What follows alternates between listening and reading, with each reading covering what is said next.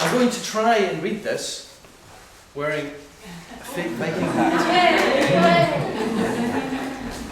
It may fall off. I can't even look up, actually. Anyway, Harold the Skull Splitter was a Viking chief. Like all Vikings, he'd been given a tough name when he came of age. Skull Splitter was the roughest and toughest name his parents could think of.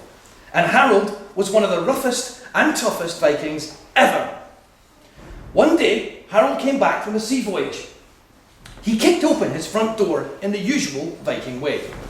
Blam! I'm hungry! What's for dinner? Then he let out a cry of horror, for standing in the kitchen was the most terrifying thing he had ever seen. More terrifying than the two-headed sea monster of Kroll. More terrifying than the painted cannibals of Caledonia. It was his son, Thorfinn, and he was doing the dishes.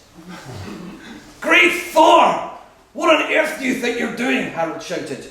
His great bushy beard glimmered gold in the light from the fire. Thorfinn turned round, a kindly smile spreading across his face.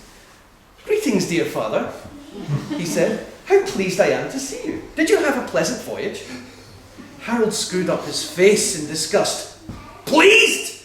Pleasant voyage? Bah! I'm a Viking, by Odin. I burn, I pillage, I bite chickens' heads off and spit them at old ladies. I do not have pleasant voyages. Do you understand?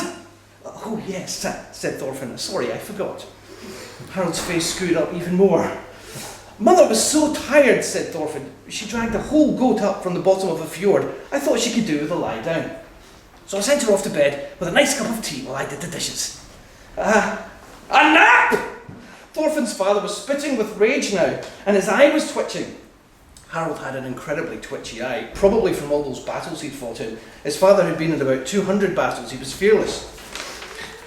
Viking wives don't have naps. Viking women are strong. They can chop down trees. They terrify wild bulls. Harold looked again at his son and groaned. Oh. And Viking sons don't make nice cups of tea, do you hear?